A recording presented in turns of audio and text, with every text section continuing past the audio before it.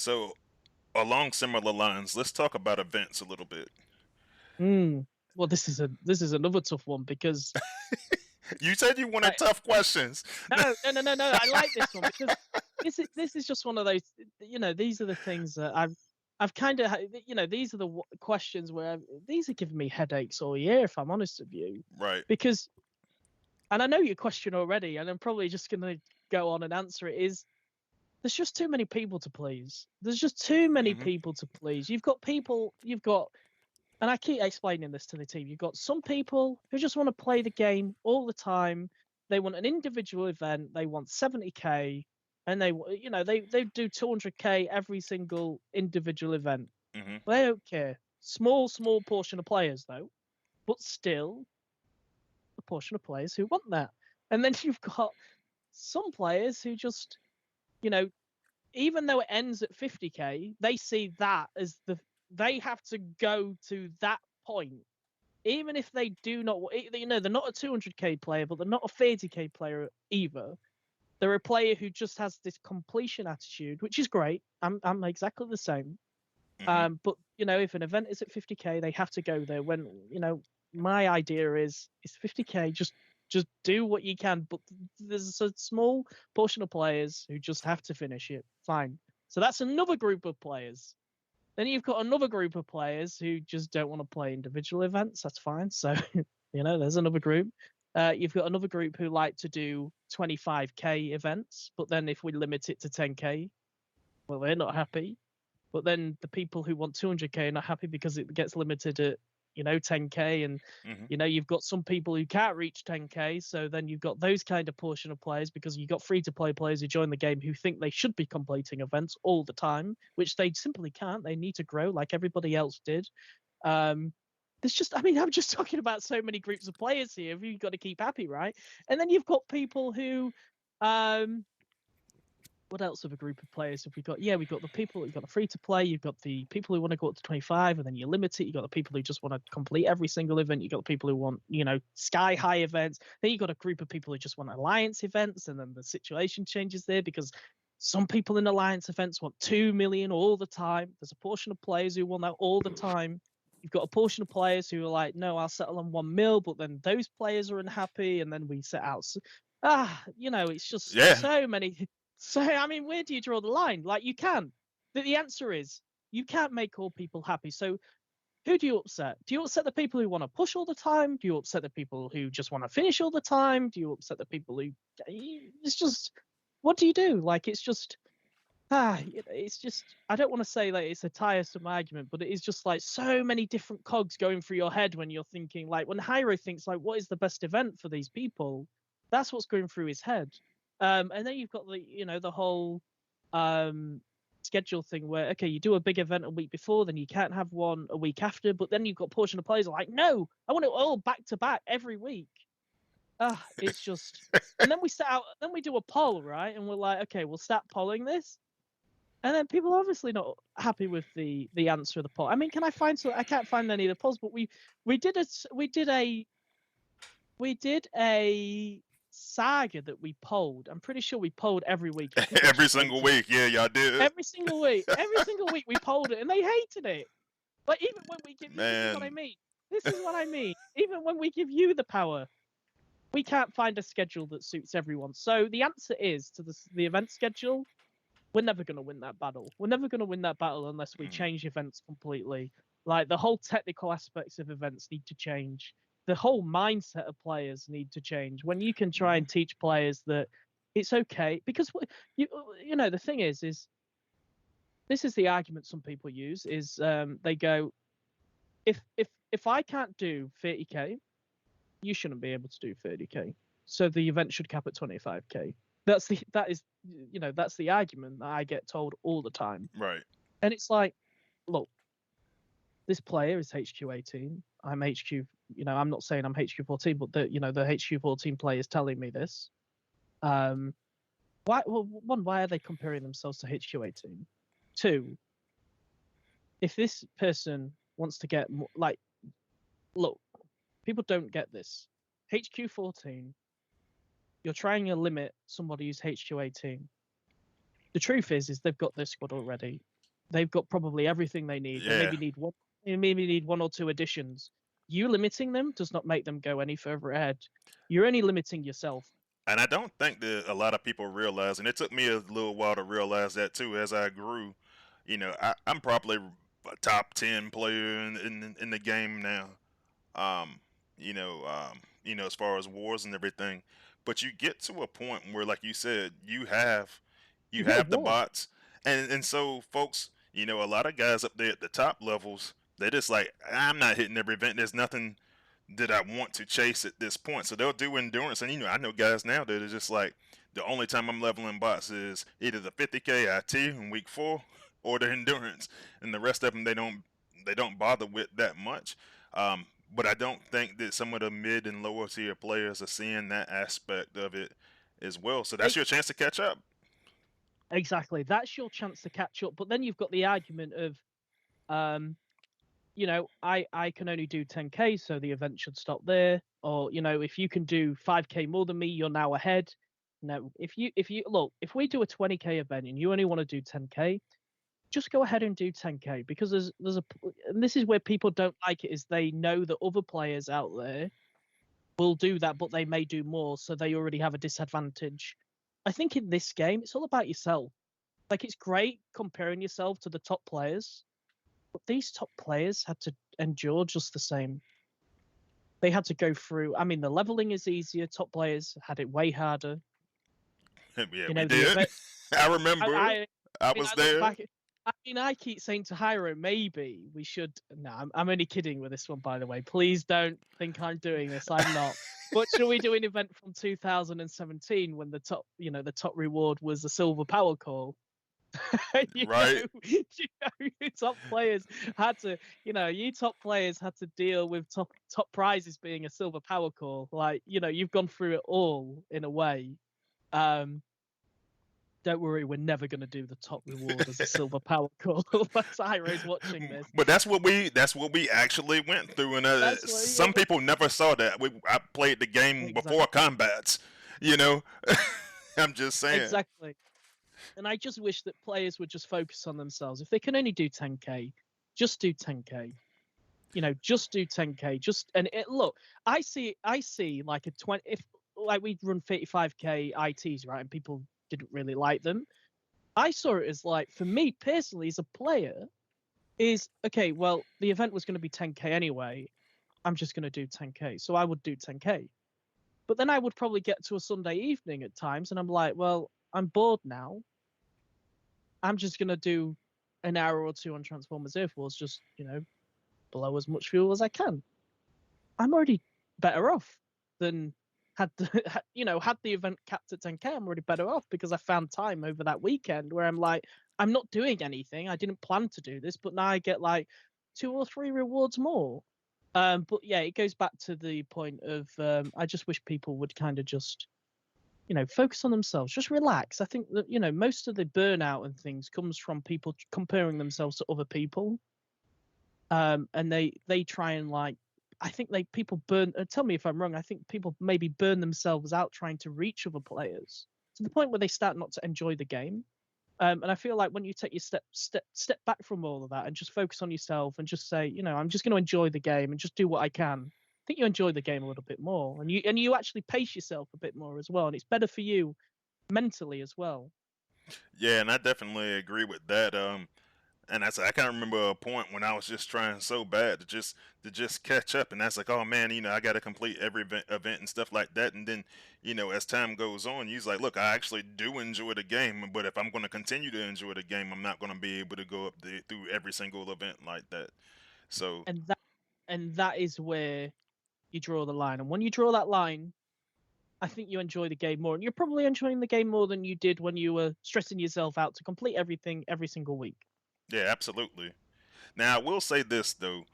Now there was a point in time a couple of months ago where we would just look like the game was just seem like every other event. We were just adding like the opportunity to just gain extra XP at the end of the event. Like, how did that actually turn out? Like, from a statistical standpoint, did people seem to enjoy that more? I know you guys did a couple of surveys and stuff about it. Well, one, I've always been asking for something like that. I think it was just really, really cool. Because from the tests that we ran, I mean, even when we did the 35k events, people were like, "Oh, everybody's finishing the event." The truth was, barely anybody was finishing the event, other than a small portion of players. People were just like thinking they were just behind. But the XP with no rewards has been fine. People like it. It's there. There's no pressure. We always had the idea of just rewarding people for the time they put into the game, just getting a few extra things. But if XP's that answer, fine. I see less people complaining about it than I do if they can't reach an event total, for example. But then technically, is it not just the same?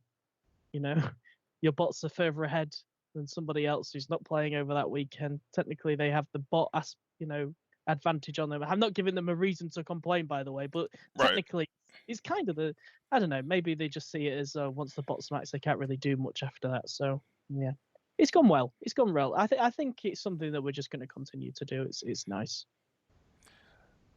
Yeah, and I definitely understand. And it's good. It's good to kind of just get like those kind of conversations out in the open because um, when I'm looking at events, and I think a lot of people were more content when they started to see the prizes come their way, and then it's like, oh, okay, well now I can stop. And I know at one point, years back, we were doing kind of like the optional tiers and stuff like that, and that kind of went away. But now there's this big push. There's this big push these days for people who just want to see more individual events. And when you did the nose cone and drill horn, um, That was the request. I said, if we're going to do this right? to be individual, we need to test this How did that go? really well. Really Yeah, well. Obviously the price decrease is obviously old content. I think it was just slightly below one of the newer bots, which is nice because I mean I've always treated this as like a season in a way where right, I just our old content. I just love the opportunity to work on old bots that have fallen into bad grace, and I feel like this is always. I think my ideal role at Space 8 was always to be like be the community person, but if you can, do some of the old bots because I know that there's so many people in this like community who love their old bots and they love showing off their collections. I personally, as a gamer, never want this game to get into a point where we just bring out all the new flashy stuff and then you forget about all the old stuff. I don't like that. right, I don't want people to think that all our old content in this game is bad. Obviously, there's going to be a meta where you're going to have a selection of probably bad bots. It's always going to happen. But I don't want people to go, "Oh no, I just pulled this bot. I'm useless now." Like I mean, I can confirm that the next bots that I'm working on are Huffer and Lockdown. right. Um, and And we kind we're of started that process. Like, we hit a standstill for a bit, hit a little bit of a wall, but so there are going to be more yeah, legacy. yes, I'm so excited. Yeah, I always treat this as like a TV show. Like I've just done season 1. Am I going to get renewed for season 2? Right, And we got renewed. We got renewed for we got renewed for season 2. But it's just good, like just listening to people like, oh my god, will this old bot get buffed? We finally, when you see people now talking about old content getting buffed, I feel really happy about that because that's something that we have made possible, right? We've all made that possible. We've all made people believe that old content can be brought back into the mix, and that's so true, by the way. Like the legacy batch could go as far as like I've asked the designers if it could go as far as old combiners getting thrown into the mix, and old combats and old power cores, and just the list is endless. I mean, how this all came around was we was actually in the office, for a get together in September, hmm and I was like, please just let me rework Nose Cone, let me do a legacy batch, and I think the team were like, you sure the community really want this or really like this? Like, is it going to be worth the time? I was like, no, let me just try. Let me just see how it goes. And to be honest with you, Let's I just see. I was in love with the idea of the legacy bats just because I mean power creep is a thing, right?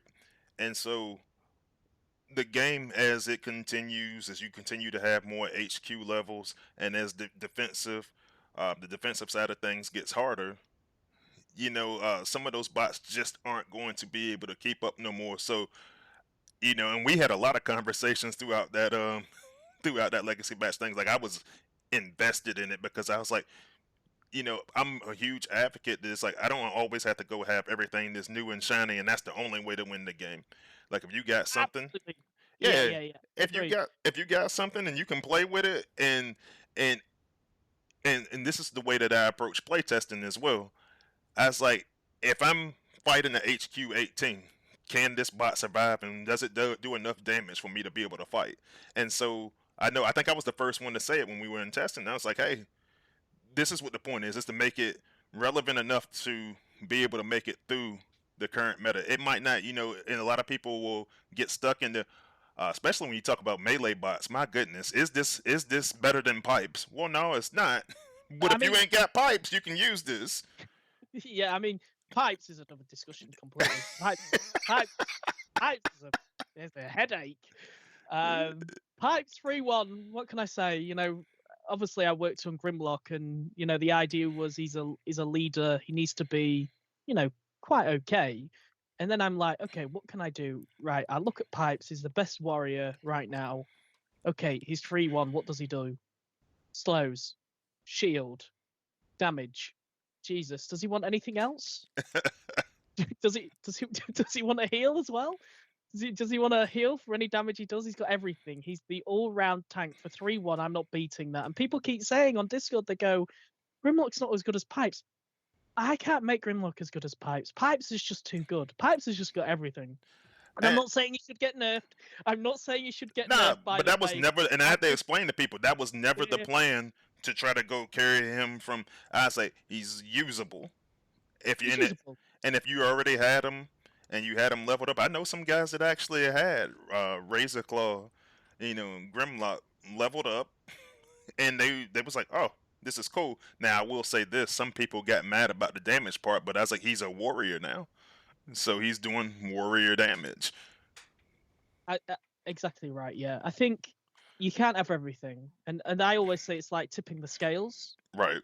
So the survivability's gone up, but the damage has had to come down, and we can give him the damage back, but he's gonna die. So if I looked at a damage meter at the end of a battle, I actually think he probably is on par to old Grimlock, only because if you play the new Grimlock well enough, you probably deal the amount of damage that he would do on one ability before, but he survives much more this time. He gets the shield as he go in, he gets the Titan perks for a warrior. He just lasts in the battle for a longer period of time. Whereas old Grimlock, Yeah, you get combat uh, sticking. The modern yeah, warrior combats are much better than they were in back in the day. yeah, yeah, yeah. And I mean, old Grimlock would go in, do a ton of damage, then dies. If people really want that kind of play, fine. Um, but, but for me, a warrior's got to go in and soak a lot of damage. And stay alive. I mean, how is Nosecone doing? Have you played him much? How is he going?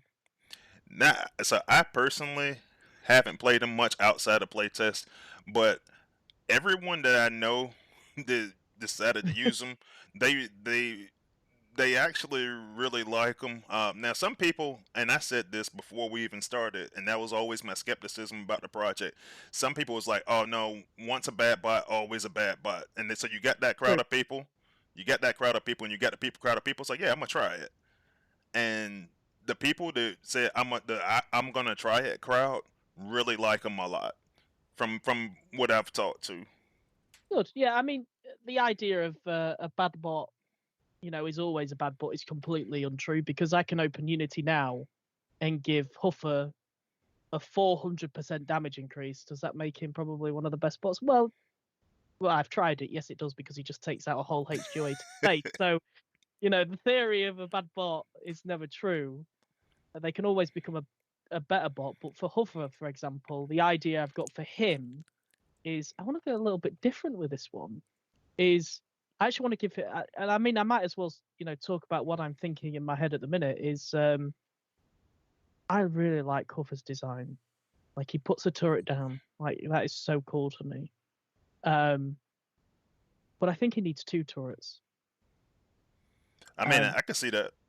yeah, thinking more of like how a triple changer has 2 abilities. I think Huffer having 2 abilities, but one being an attack turret on a time basis, because I think at the minute is very hard to balance with it being for one, it's in the battlefield for so long. I would rather have a turret where you put it down for 15 seconds and you get that full 15 seconds, and then you can easily balance it. Because right now, Huffer's balanced in a way where you place the turret down, it's 30 seconds. So then you've also got to weigh up, well, the turret could die, so it can't be too strong. Right. And there's just a few other things that you need to consider as well. So with the new Huffer, thinking of putting it down for 15 seconds, you get full usage of it, and it's much easier to balance because you know exactly what you're getting for the amount of period of time, and it can easily be balanced around that. Versus, it may be up 30 seconds. If it is, that is good. If it's not, meh. I don't want that scenario. You get the full 15 seconds. But the second turret, I'm thinking should be a heal for the team. I feel like it would be. I know. Nice. I know. I'm thinking if I really want the idea of Huffer to have 2 play styles, and this is where it's going to get interesting, because he's going to have an attack turret, but it's also going to have the heal turret, which can focus on the team. Now it's going to come. I'm trying to toy with the idea of 2 G1s, Hmm. because this is where you can empower your turrets. So the 2 G1s, one of them will empower the attack turret, and the other will empower the heal turrets. So Huffer could play 2 different roles in many different teams. So for some teams, Huffer could be a turret assassin, you could say. Right. But in my team, he might be a off-heal support who has more HP and can heal my team and can stay alive when he's in the melee areas. Okay. So it's obviously going to be hard to balance. Don't get me wrong, but that's kind of the idea I'm looking for. Is having, and I mean, it's just so interesting, isn't it? This is why I love these ideas, and love working on this batch, because we've taken like his design, we've respected the design, we're respecting the lore. Because every time I approach these batches, I always see what they've currently got. I do a massive read on their lore to make sure that we're not going to disrespect them in any way. Right. And I feel like with him being mechanical, we can get away with the heal thing. So if anybody wants to say that we shouldn't do that, give me a good reason why we shouldn't. But that's kind of where I'm thinking. I really like the idea of choice. Giving the Right. player choice of what role Huffer is going to play in your team. I just can't wait to get started on this. I'm going to start working on it tomorrow and hopefully have it out for playtest very soon. Okay. But I just wanted to toy with the idea of what people thought about it, really, because that's kind of where I'm going with it. I think, yeah, put a bit more restriction on the turret so you know exactly what you're getting, and then giving 2 player styles in your team. Is he gonna be that off heal damage dealer in your team, or is he gonna be like this, assassin in a way where he doesn't really do any of the heal stuff? You probably don't even touch that turret in a way. And there's a chance of trying to balance both of them like in a hybrid way, but it's going to be hard to balance, and that's where you come in and all the other playtesters. But that's the ideas that are running through my Yeah. head at the is him, and then we've got Drift as well, and I think Drift's super cool. Drift is super cool. Drift is. Yeah. People keep telling me that they hate Drift because he can't wear a shield. No, let's embrace it. Let's embrace that Drift cannot wear a shield. Let's not make him like every other warrior in the game and give him a We've shield. overdone that with Dude, this I'm rush bored of it. shield. Yeah. I'm bored of it. I'm bored of it. Let's make Drift cool. Drift doesn't need a shield to survive. Let's balance him without a shield. This is why Drift should be so good, right? Is because he can't wear a shield. He can take an offensive combat. Already, that's so cool. So let's balance him in a way where he doesn't need to worry about that. He needs to go in, and he obviously is counted by acid, so he can go a little bit crazy with him in a way, but he should just be healing large amounts of damage. He should just be like this samurai just going in there and just healing tons and tons of damage. and he doesn't have a shield combat. So what? He's got 2 massive swords. Fight him. He'll put up a big fight. It may even be quite a good defensive bot if we if we up the values in a way where he's Right. just auto attacking the. He could be very, very strong as a defensive bot. Those are the 2. I'm only going to do a batch of 2 this time Okay. because I really want to put the energy into those 2. And then next, and then I can reveal the next 2 that I am actually thinking. Okay, I'd like to do Q2 sideswipe and off-road as the 5-star. Nice. I don't think there's much work that needs to be done there. I think just giving it a 5-star and a few ups in the values will be pretty easy. But then Sunstreaker and Swindle, I think needs okay. some nice work done to them. And then Q3 is Afterbreaker and Flame War, which again, Oh wow. be very, very interesting. I know. And then I know this has been a request. Ultra Magnus and Galvatron is what I'm pushing for. That one's been like a debate for I don't know how long, and the thing is no, it's a tough one. It is a tough one to get right because the models are different, so it's going to be the hardest one that I'm going to do. What's interesting to me is this: I've had a lot of some of them play testers, but they's like, hey, how do you on the con side feel about Galvatronus and Galvatron, excuse me, and I'm just like, dude, like most of us don't use that. But but the attack is a direct attack to one target, so that's where a lot of the bot players will see value as opposed to Ultra Magnus. But these guys, because of the lore is they're iconic. Yes. Yeah. Yes, they are. Yeah. I just had to do them. It's gonna be interesting. It's gonna be an interesting project. Oh yeah. There was 2 that just had to be done. Drift, because Drift has always been like complained about without the shield, and Ultra Magnus and Galvatronus, who have always been complained about with the differences on Autobot and Decepticon side. So yeah, they're definitely on my radar of wanting to revamp. But I'm so excited for the legacy, but even just talking about it, I just want to just dive in and just do it now. But it needs work. Work. Now that actually, and this wasn't one of the questions I had written down when I first started. Go but ahead. Speaking of differences between Autobots and Decepticons, so you have some Autobots that have fire abilities, and the con counterpart has acid, which obviously acid became really, really big down the stretch. Is there any plan to go in there and try to rework any of those? Yeah, there will be part of the legacy batch. I know there's one Viper. Right. I know. I'm even going to double check now. I think I know most of them. Yeah, it's Viper's one of them. That's annoying. There are a few others, but yeah, they will be addressed in a legacy batch. It's got to be both. It's got to be fair on both sides. That's kind of why Ultra Magnus is part of the legacy batch as well. We've got to try and find something that we can make them kind of similar. Okay. So yeah, they're on the radar definitely. I don't like the differences. Doesn't. Right. And the thing is, at the time, you didn't know it was going to be a thing. It's just like, who knew that one day Fabian was going to get in there and say, hey, we're going to change this and make acid anti-heal. And then that kind of changed things. And when I was looking at doing a series on acid, and I was like, oh, the Autobot one does fire here. So you're losing that anti-heal. I think Rook is also a little bit different as well, now I think about it. I think it's his passive. Because I have looked into this. And I've literally questioned why.